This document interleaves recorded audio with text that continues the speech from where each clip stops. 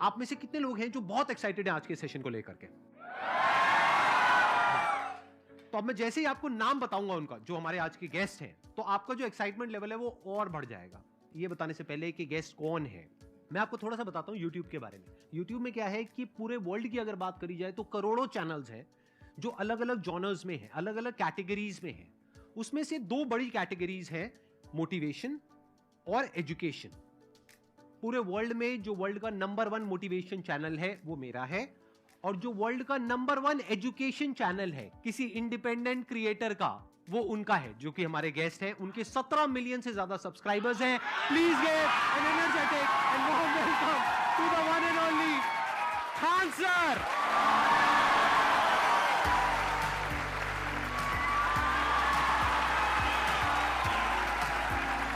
क्या हाल चाल जी, कैसे हैं आप?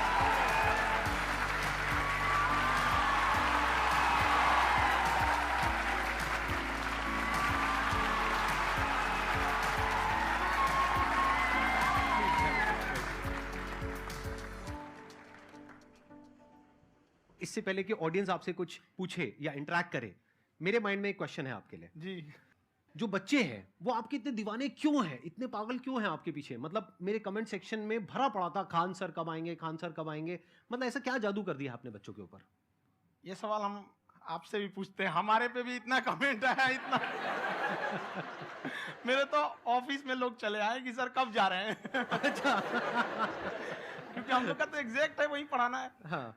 तो देखिए, हम लोग का मेन है कि बच्चों को जो जरूरत रहती है कि अगर लड़का पढ़ने आ रहा है ना, उसके मन में कोई डाउट ना रह जाए। हम उसको कहते हैं कि हम तुम्हें पढ़ा रहे हैं, दम है तो भूल के दिखाओ, याद करके नहीं।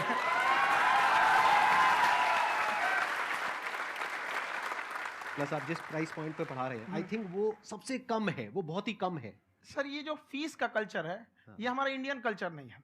हमारा इंडियन कल्चर गुरु दक्षिणा है, उस हिसाब से वो सही है। ऑक्सीजन जैसे जिंदगी के लिए जरूरी है, वैसे एजुकेशन जरूरी है। कोई ये नहीं कह सकता है कि पैसे की वजह से वो खान सर के यहां से लौट गया। क्या बात है।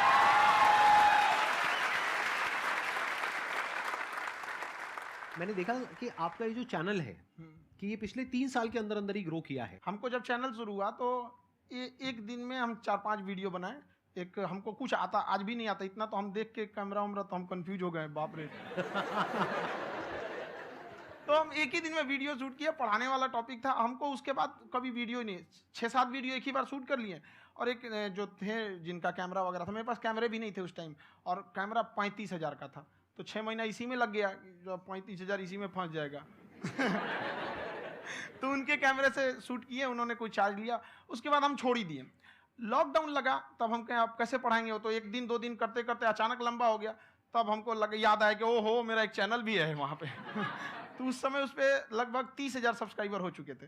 तो जैसे लॉकडाउन लगा तो उस पर पढ़ाना चालू किया, और पता नहीं क्या लोगों को पढ़ाई में इतना इंटरेस्ट आ गया कि आपका स्टाइल ऐसा है थोड़ा सा, आप आई थिंक पढ़ाई के साथ साथ में जो बीच बीच में आप थोड़ा बहुत छोड़ते रहते हैं ना, मतलब जो एंटरटेनमेंट चलता रहता है। ये बात हम देखिए, जब हम गुलाम थे ना, तो अंग्रेजों ने एक चाल चला था कि भारत को हम फिजिकली गुलाम रखेंगे 100-200 साल, मेंटली 1000 साल कर देंगे। उन्होंने पढ़ाई का मॉडल चेंज कर दिया। उन्होंने ऐसा डिजाइन किया कि ये टीचर की रिस्पॉन्सिबिलिटी है, वो पढ़ा के चला जाए। टीचर की रिस्पॉन्सिबिलिटी यहाँ खत्म नहीं हो जाती है। पढ़ाना तो कोई भी पढ़ा सकता है, टीचर की इससे बड़ी रिस्पॉन्सिबिलिटी होती है उसे समझाना। वो समझा कि नहीं समझा।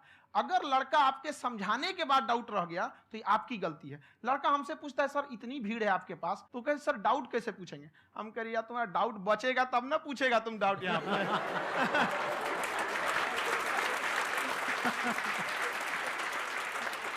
कॉन्फिडेंस नेक्स्ट लेवल है खान सर का, मानना पड़ेगा। और शायद यही वजह है इनकी जो ग्रोथ है उसका। किसी ने शायद सपने में भी नहीं सोचा होगा कि पिछले 2 साल के अंदर अंदर जो आपके चैनल की ग्रोथ हुई है, जैसे आप खुद ही बता रहे हैं कि लॉकडाउन के टाइम पे आपके 30,000 के करीब सब्सक्राइबर्स थे, आज की डेट में 17 मिलियन है। और मेरा एक क्वेश्चन और है, इससे पहले कि ऑडियंस में से आपसे कोई क्वेश्चन पूछे, कि कई बार आप ऐसे भी टॉपिक्स टच करते हैं जो थोड़े से कंट्रोवर्शियल हैं या थोड़े से सेंसिटिव हैं, जिसके ऊपर बात करने की हिम्मत आई थिंक बहुत ही कम लोगों में है। तो आपको कभी ये नहीं लगता है कि कहीं ज्यादा तो नहीं हो रहा है, इसको थोड़ा रोक देते हैं, थोड़ा कम कर देते हैं? क्योंकि कोई लाइन ही नहीं है वैसे तो बोलने को, तो आप कुछ भी बोल दो, कितना भी बोल दो।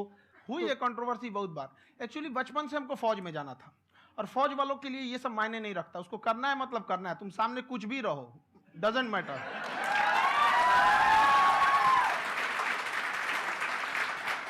और मैंने YouTube पे देखा कुछ वीडियोस में कि आपका जो इंस्टीट्यूट है वहां पर आज से कुछ साल पहले कुछ बम गिरे थे। हाँ, कुछ गिरे थे, कुछ तो बहुत सॉलिड जगह गिरा था, फटा नहीं वो।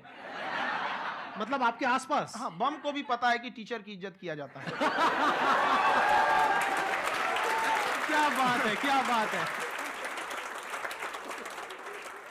मैं समझ पा रहा हूं कि ये आपके अंदर जो एटीट्यूड है ये कहां से आ रहा है, क्योंकि आप बचपन से ही फौज में जाना चाहते थे, तो आप जंग के मैदान में ही खड़े हैं एक तरीके से। बस फर्क ये है कि आपके हाथ में कलम है, हथियार ना हो करके। हथियार से एक आदमी की जान जा सकती है, हाँ। कलम से बहुत ताकत होता है। शिक्षा एक ऐसा हथियार है ना, हर कुरीतियों से लड़ सकता है, हर तरह की समस्याओं से। और ये एक ऐसा हथियार है, मेटल डिटेक्टर में भी नहीं पकड़ाता है।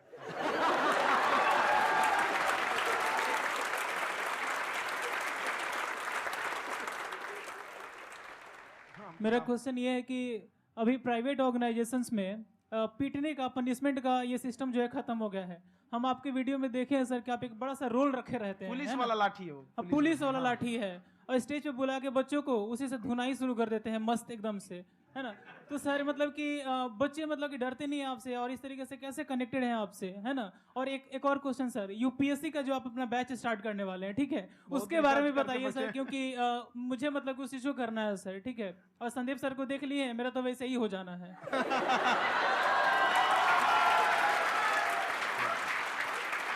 क्या हो जाना है?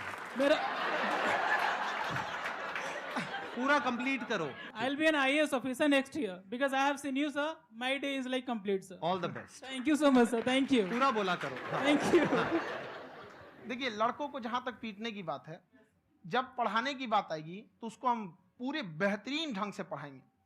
लेकिन जब सजा देने की बात आएगी ना, तो वो भी बेहतरीन ढंग से होगा। ऐसा थोड़ी होगा कि बस एक ही चीज बेहतरीन ढंग से होगा।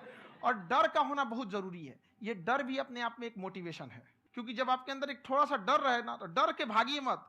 एक ऐसा डर जिसको आप लगे कि नहीं नहीं थोड़ा सा और करने की जरूरत है, फिर तो ये हम इसको क्रॉस कर जाएंगे आप। तो लड़कों के अंदर ये डर बनाना भी जरूरी रहता है। और रही बात यूपीएससी वाले की, जो आपने बोला, बहुत सारे लड़के वेट कर रहे हैं यूपीएससी की, क्योंकि 2-2.5 लाख फीस सारे लोग एफोर्ड नहीं कर सकते। और हमारा वही रहता है, हम तो ज्यादातर हमारे स्टूडेंट देखेंगे तो किसी के रिक्शा वाला, सब्जी वाला, यही लोग, इनको तो 2.5 लाख रुपया, इनके पास पूरी संपत्ति नहीं होती है, फीस कहाँ से भरेंगे वहां पे, उसके बाद रहेंगे कहाँ से? तो ऑल ओवर इंडिया से, कश्मीर से कन्याकुमारी तक, गरीब से गरीब भी लड़का उसको पढ़ सकता है। यही कुछ 1000 रुपये मंथली, 12-14 हजार साल का पड़ेगा, खत्म हो जाएगा इतना में।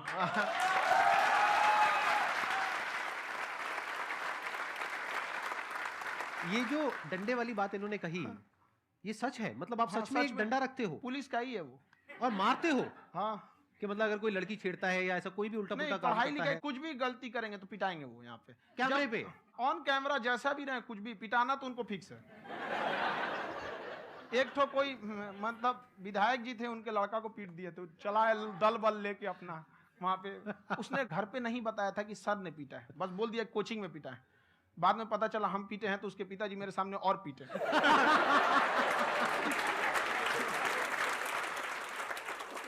सर आपका सबसे बड़ा डर क्या है, आप दोनों का? फौजी को डरे नहीं लगता है। बाकी अफसर से पूछिए। आज के सेशन से पहले कोई डर नहीं था, लेकिन अब मुझे इनकी डंडे वाली कहानियां सुन करके डर लग रहा है कि कहीं मैंने गलती से कुछ बोल दिया अरे ऐसा और नहीं, इन्होंने कहीं पीछे कुछ रखा हुआ है, और यही आ करके अगर इन्होंने मेरी पिटाई कर दी तो बहुत बुरा हो जाएगा। तो इसलिए हमको थोड़ा डर लग रहा है।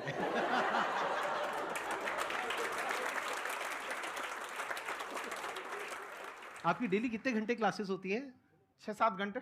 अभी भी खुद ही करते हो आप? हाँ, खुद ही हमारे classes स्टाफ करते हो? परेशान रहते हैं।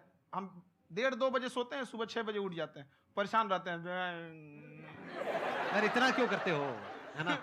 कभी तो उनको भी साथ साथ लगना पड़ता है ना? उनको साथ साथ लगना पड़ता है। हम जग गए हैं तो कोई सोया थोड़ी रहेगा, परेशान रह, दिन में सोते ही नहीं है बेचारा, कहीं कहीं जाके सोते रहता है। तो हम सीट बांध दिए कि भाई तुम इस समय सो जाना, तुम इधर सो जाना। आपकी शादी हो गई या नहीं हुई अभी? मेरी खुशहाली देख के आप आइडिया लगा सकते हैं।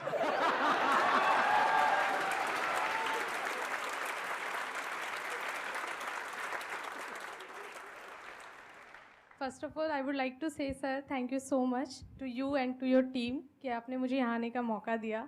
एंड सर अब तक मैंने आपको सिर्फ फ़ोन या लैपटॉप में ही देखा है दोनों को, आज फर्स्ट टाइम लाइव देख रही हूँ तो बहुत अच्छा लग रहा है।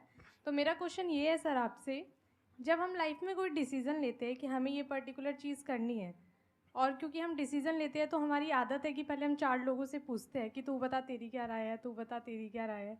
तो उनमें से अगर कोई हमें कह देता है कि ये बेकार डिसीज़न है मत कर, तो हमारा माइंड कहीं ना कहीं डाइवर्ट होने लगता है और उसकी वजह से हम अपना डिसीज़न चेंज कर देते हैं। तो मेरा क्वेश्चन ये है कि कैसे हम अपने डिसीज़न पे स्टिक रहे, कैसे हम जो दूसरे के ओपिनियन है उनको अफेक्ट ना होने दें अपने ऊपर। दूसरे से सलाह लेने से पहले एक बार खुद उस पर रिसर्च कर लेना चाहिए, ताकि आप सामने वाला क्या सलाह दे रहा है आपको समझ में आना चाहिए। यहाँ पर ऐसा नहीं है कि कई बार ऐसे होते हैं कि दूसरे वाले को एक्सपीरियंस होता है, तो अगर आपको पहले से आइडिया है, उसके बारे में आप बेहतरीन ढंग से रिसर्च किए हैं कि क्या इसमें प्लस पॉइंट है क्या निगेटिव है, उसके बाद आप किसी से सलाह लेने जाइए। ये नहीं कि मन में सीधे बताओ गड़बड़ा जाएगा। तो वहाँ पे पहले आपको R&D करना पड़ता है, समझ में आया कि नहीं। और जिंदगी हो या गाड़ी, जीतेगा वही जो टाइम पे गियर चेंज कर रहा है। तो डिसीजन चेंज करना बहुत ज़्यादा गलत नहीं है। इन्होंने बहुत अच्छी बात कही है और मैं इसी बात में थोड़ा सा और ऐड ऑन करूंगा कि ये जो आपने कहा ना कि अपने डिसीजन पे स्टिक कैसे रहें, ये कोई अच्छी क्वालिटी नहीं है, क्योंकि टाइम टू टाइम आपको अपने डिसीजंस को चेंज करना होता है। जैसे आपने 4 लोगों से डिस्कस किया, कोई इंसान कुछ पॉजिटिव बोल रहा है, कोई नेगेटिव बोल रहा है, उससे फर्क नहीं पड़ना चाहिए। डिपेंड ये करता है कि वो जो बोल रहा है उसका बेसिस क्या है। क्या वो किसी नॉलेज या एक्सपीरियंस के बेस पे बोल रहा है या ऐसे ही कुछ भी बोल रहा है? ऐसे ही बोल रहा है तो फिर उसकी बात पे ध्यान क्यों दे रहे हो? अगर किसी नॉलेज या एक्सपीरियंस के बेस पे बोल रहा है, फिर चाहे वो पॉजिटिव बोल रहा है चाहे नेगेटिव बोल रहा है, दोनों ही मायने रखता है। उसके बाद में रिसर्च करनी है और फिर रिसर्च करने के बाद में फाइनल डिसीजन अपना खुद का होना चाहिए। अब वो डिसीजन उससे अलग भी हो सकता है जो आपने पहले लिया था, और वो सेम भी हो सकता है। सर मेरा क्वेश्चन दोनों से है आपसे, how to deal procrastination and laziness. हमारा ब्रेन है ना, ये बहुत आलसी टाइप का है, इसको आराम खोजना पसंद है। अब थोड़ा सा भी आप इसको आराम की ओर लेके चले गए ना तो फिर उधर ही रहेगा। आप सोचेंगे 10 मिनट आराम कर लेते हैं ना, तो 10 मिनट 2 घंटा बना देगा। उसको टॉर्चर कीजिए, चल 10 मिनट बाद में। उसको आप उस पर हावी मत, वो कह रहा है कि हमको आराम चाहिए, आपको हाँ आराम मिलेगा, पहले काम फिर मिलेगा आराम। तो आप उसके हिसाब से मत चल। आपका मन कर रहा है थोड़ा सा देख लेते हैं, कोई नोटिफिकेशन आया, आप कोई काम कर रहे हैं, क्यों पहले काम कर लीजिए, बाद में देखिएगा ना नोटिफिकेशन। आप हावी मत होने दीजिए यहाँ पे। अगर आप 5 मिनट भी थोड़ा सा लूज पड़े ना, थोड़ा सा कमर सीधा कर लेते हैं, 2 घंटा बर्बाद कर दिया आपको। हावी मत होने दीजिएगा उसको अपने ऊपर। प्रोक्रेस्टिनेशन को तोड़ने का एक ही तरीका है, सबसे छोटे लेवल पे ले जा करके उस गोल को तोड़ दो। यानी वो गोल बहुत बड़ा है, उसको ब्रेक डाउन करो, उसके सबसे पहले स्टेप पे आ जाओ कि उसको अचीव करने का सबसे पहला स्टेप क्या है। जैसे गाड़ी चलाना सीखना है, उसका सबसे पहला स्टेप क्या है? अगर घर में कोई नहीं है सिखाने वाला या सिखाने वाली, तो बाहर जा करके जो गाड़ी का ड्राइविंग स्कूल है उधर जा करके पैसे दे दो। अब फंस गए ना तो फंसा दो अपने आप को। दिमाग ये लगाओ कि अपने आप को कैसे फंसाया जाए। जब हम फंस जाते हैं ना तो फिर हमको वो काम करना ही पड़ता है। Then there is no looking back. जब तक आप सोच रहे हो तब तक सोच रहे हो, उसको बोलते हैं पैरालिसिस ऑफ एनालिसिस, कि आप सोचते चले जा रहे हो अपने माइंड में, मैं ये करूंगा वो करूंगा वो करूंगा वो करूंगा, और प्रोक्रेस्टिनेट हो रहा है, वो चीज टलती चली जा रही है। तो उसको छोटे से छोटे लेवल पे ब्रेक डाउन करके उसको कर दो, दैट इज नंबर 1। और जैसे ही करना शुरू करते हो, कोशिश करो कि उसको जब तक कि आप सही से नहीं कर लेते हो उसको छोड़ना नहीं है, तो आपकी लेजीनेस भी खत्म हो जाएगी। कई लोगों को तो हमने देखा है, जो सप्ताह में कुछ भी नहीं करता वो भी संडे को आराम कर रहा है।